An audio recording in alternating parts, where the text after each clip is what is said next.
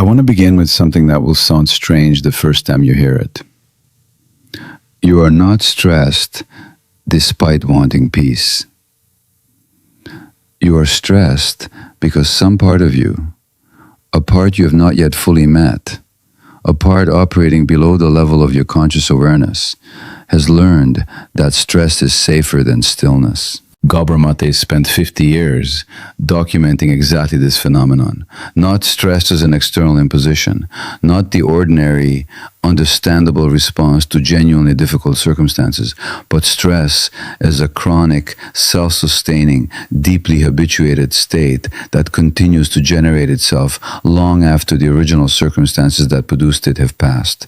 A state that the nervous system, paradoxically, perpetuates, not from masochism, not from stupidity, not from any failure of character or intelligence, but because at some point in the developmental history of the person carrying it, stress became more familiar than safety, more predictable than peace, more reliable than the specific quality of genuine ease that the person had never been given enough of to trust completely. And that familiarity, that deep, pre-conscious, entirely physiological familiarity is what makes stress function in a nervous system of the chronically stressed person, like an addiction, not metaphorically, neurologically.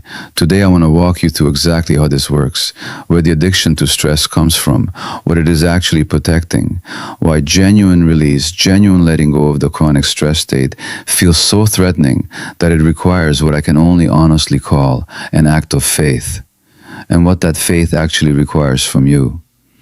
If something in this already feels uncomfortably accurate, if you recognize yourself in the idea that part of you might be sustaining the very stress you consciously want to release, drop 777 in the comments right now.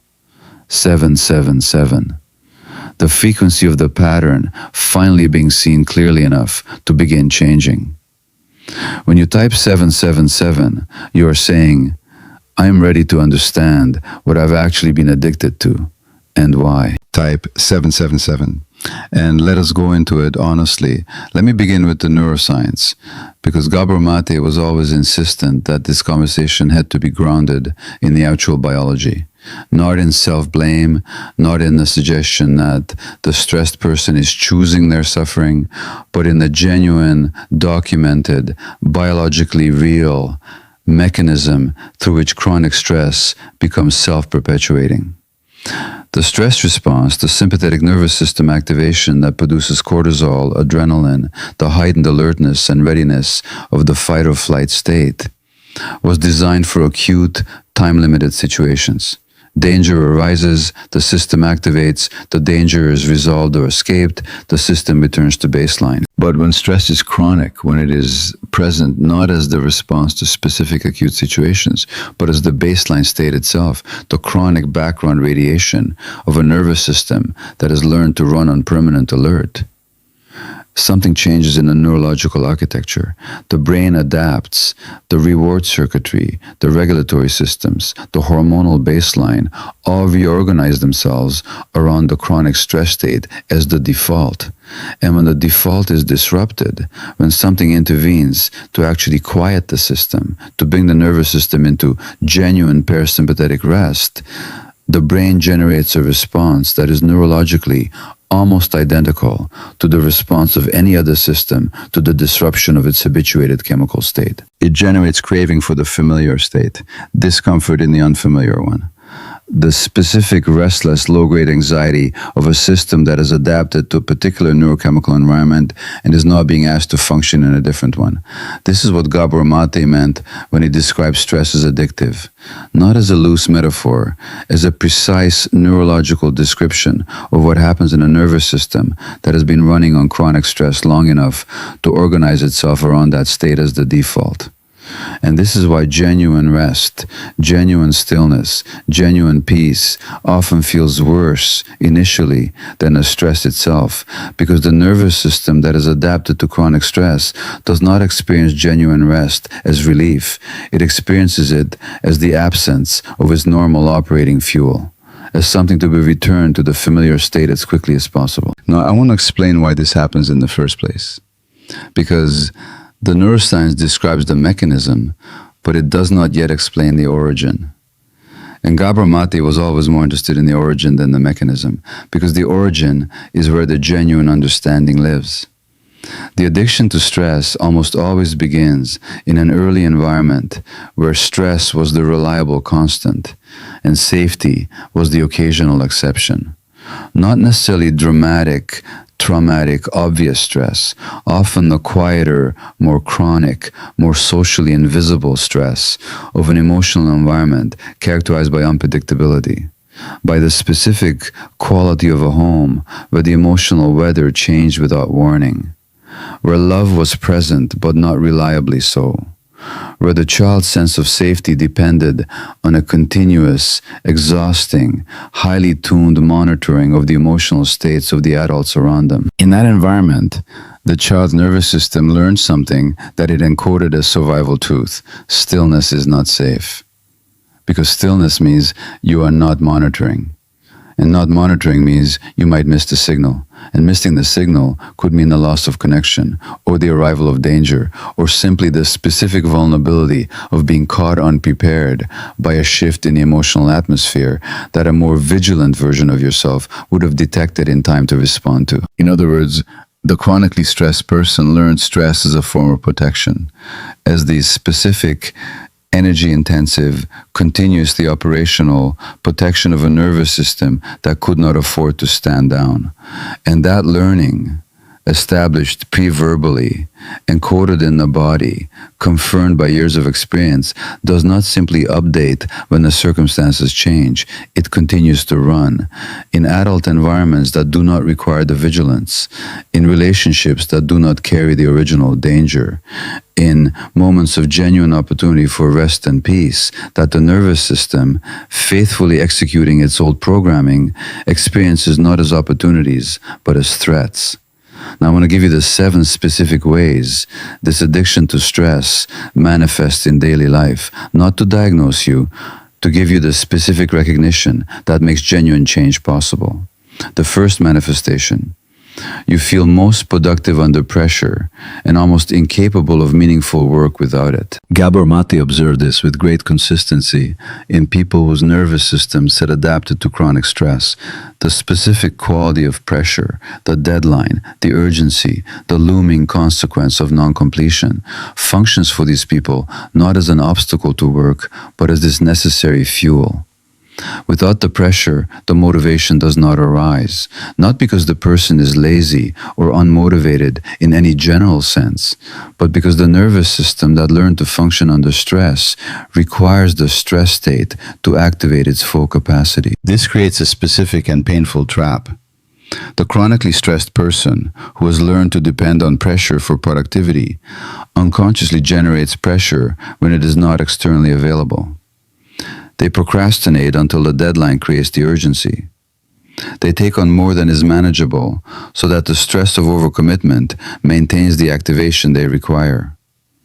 They find, with genuine bewilderment, that the holidays and the weekends and the genuinely pressure-free periods of their life are among the most uncomfortable rather than the most restful. The second manifestation: you are more comfortable in crisis than in ordinary calm. This is closely related to the first, but carries its own specific quality.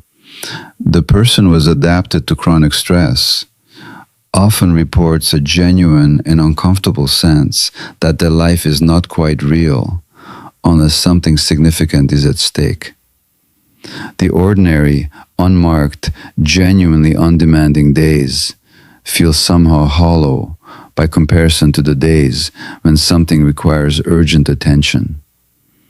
Not because they enjoy suffering, but because the crisis activates the specific neurological state that their system is organized around as its most familiar mode of genuine engagement with life.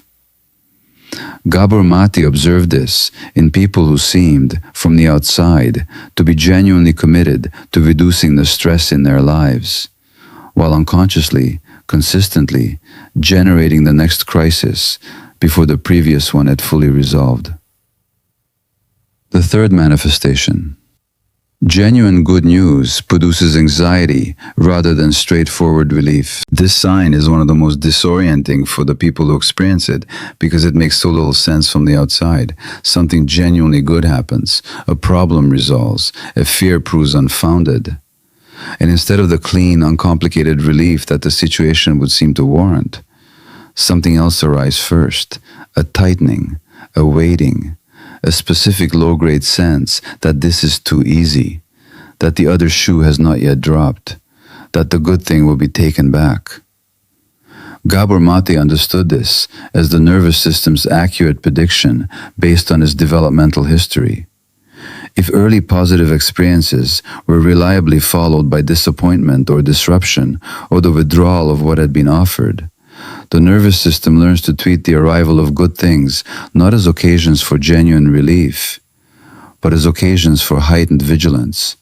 Because in the original environment, good things were not reliably stable. They were often the precursors to loss. The fourth manifestation, you feel silence immediately. And almost involuntarily, the chronically stressed nervous system has a specific and consistent relationship with silence. Silence, in the original stress-generating environment, was often either the absence of the necessary monitoring signal or the specific charge quality of silence that preceded disruption. Either way, it was not neutral. And the nervous system that learned silence as a signal rather than as a resource carries that learning into every subsequent encounter with genuine quiet.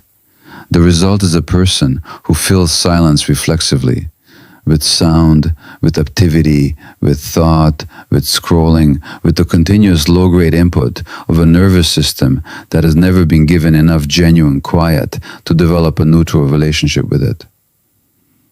The fifth manifestation. You confuse the absence of crisis with the absence of meaning. This manifestation is perhaps the most philosophically significant.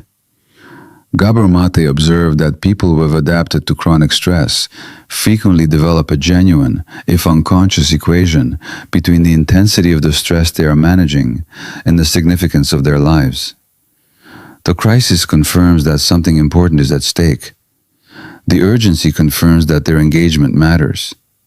The stress, paradoxically, has become a form of meaning, or rather, a substitute for meaning that functions adequately until genuine, deeper meaning becomes available. When the stress genuinely resolves, when the urgent problems are addressed, the crises managed, the demands quieted, what remains in the absence of the stress can feel, to the person who has organized their sense of significance around it, disturbingly empty.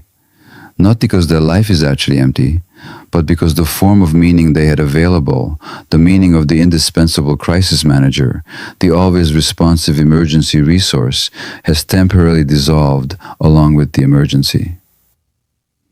The sixth manifestation. Rest activates guilt rather than relief. Gabor Maté documented this with extraordinary consistency in people whose early environments tied worth to productivity and availability. The moment of genuine rest, the moment when there's genuinely nothing that needs to be done and genuinely no one who needs anything, activates not relief, but a specific, low-grade, often entirely preconscious sense that something is wrong, that you should be doing something, that someone needs something you are not providing, that the rest is being stolen from some obligation you have not yet identified. This guilt is not moral reasoning. It is the nervous system's faithful execution of an early learning that your right to rest was contingent on the prior completion of every possible demand. And since every possible demand can never be completely prior completed, the rest is never fully permitted. The seventh manifestation. And this is the one Gabor Maté considered the most important and the most difficult to address. You genuinely do not know who you are without the stress. This is the deepest root of the stress addiction. The specific, often entirely unconscious fear that the removal of the chronic stress state will reveal beneath the urgency, the productivity, the crisis management, the continuous vigilance, not the genuine self that was always there, but simply nothing. an absence, an emptiness that confirms the deepest, most unexamined fear available, that the self is not, in and of itself, sufficient. That without the stress giving it something urgent to organize around, it simply is not enough. This fear is the reason that letting go of chronic stress requires what I called at the beginning of this conversation, an act of faith. Because genuine letting go, genuine willingness to release the stress state and sit in the unfamiliar quiet of what remains, requires trusting without prior evidence that what remains is enough, that the self beneath the stress is real, that the stillness will not reveal emptiness but presence, that the genuine rest will not dissolve the self but reveal it, that trust cannot be earned through argument or evidence or intellectual persuasion. It requires the specific, vulnerable, genuinely courageous act of letting go before you know what will be there when you do, of sitting in the stillness before you have confirmed that the stillness is safe, or releasing the stress before you have proof that you exist without it. This is the act of faith.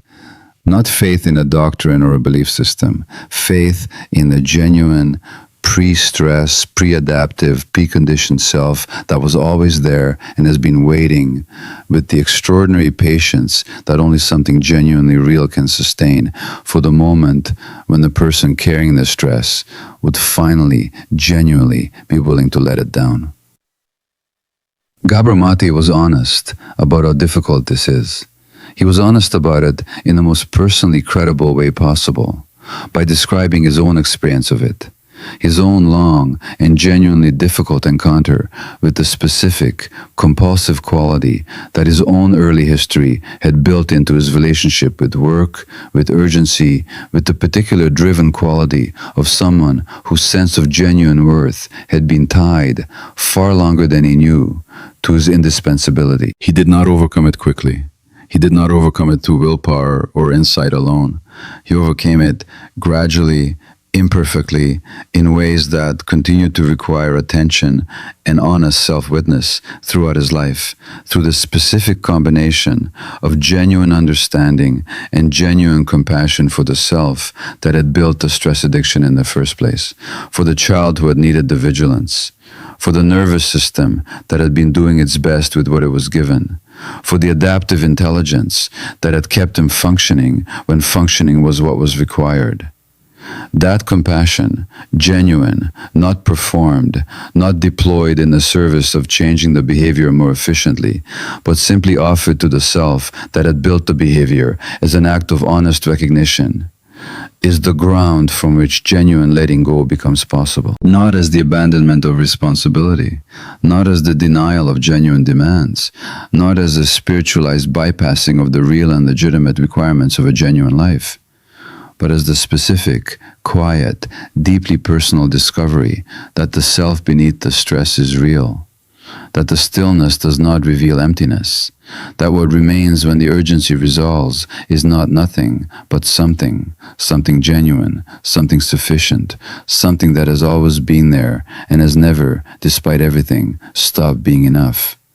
And the privilege of a lifetime, the one Gabor Maté pointed toward across 50 years of sitting with human beings at the full depth of their most honest and most unguarded experience, the privilege of a lifetime is to become who you truly are, not the stressed version, not the always available, perpetually vigilant, crisis-organized version that learned to run on urgency because urgency was what the original environment provided. Who you truly are, in the stillness, in the genuine, unhurried, undemanding quiet of a moment that requires nothing from you except your presence. That self is there. It has always been there. Let go enough to find it.